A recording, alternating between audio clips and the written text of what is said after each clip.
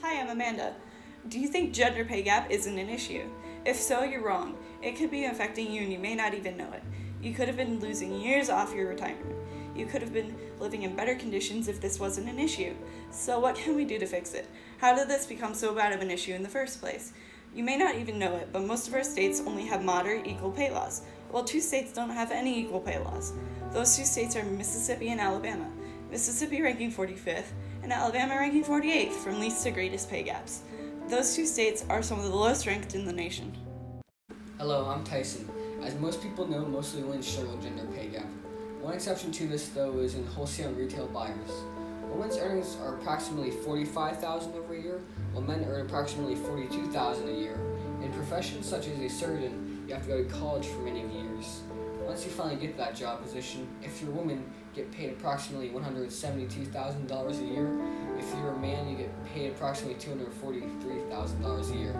This isn't very fair, especially since they have done the same amount of work to get there. Listen to this short clip from Senator Perino.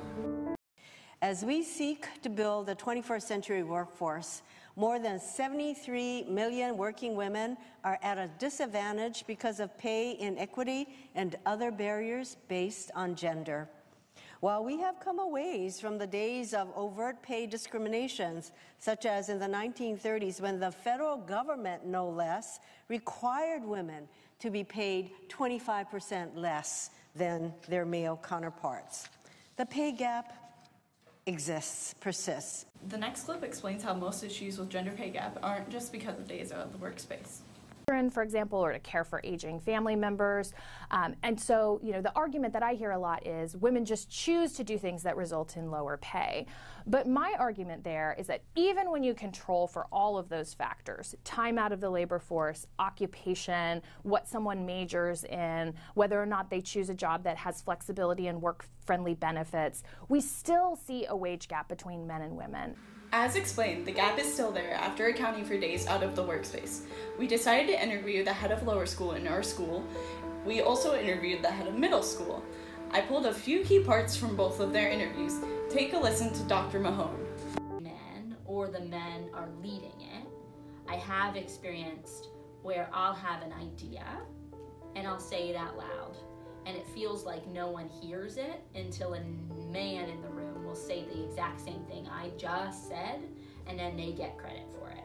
And I think that as a woman leader, I have a responsibility to make sure my voice is heard and stand up for myself and for the women who are coming behind me and other leaders coming up. But I also think that men also have a responsibility around the table to make sure that they're giving space for other voices to be heard too. Like, I need to make sure that I'm asking for pay raises and having those uncomfortable conversations with my boss. The big thing is advocating for yourself. Now, we asked Mr. Binner the same exact questions. Let's take a listen to a few of his answers. So, my name is John Binner, and I'm the head of Middle and Upper Schools here. Have you had an issue in the workspace getting people to agree with your ideas? Often. but usually in a good way. Yeah. Do you think there is a solution to gender pay gap? Yes, but I think it will take a very long time, and it will take my generation, the generation after me, and your generation all working really hard. Independent schools in general, there's a clear problem that on average men are getting paid more than women for every position of leadership. As Mr. Bennett said, on average, men are getting paid more than women in every position of leadership. This is obviously a clear problem, as he mentioned, but he believes it will be solved. It will just take many years and many generations. The AAUW came out with a graph. It projected us to reach equal pay in 2055, which that would be nice if it happens, but I think it will take more time. Then again, I could be wrong. No one truly knows the future. Now we did some research on other countries and laws for rights of women. We found, fortunately, American women have more rights here versus in other countries such as Egypt. Women in Egypt are often sold off by their fathers. Fathers often sell their daughter to the highest bidder, no matter the age of the bidder.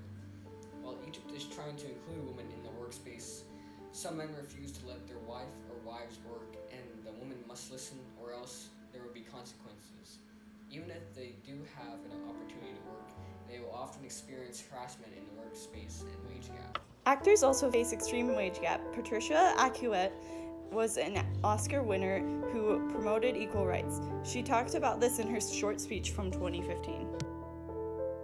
So what does it mean to be American?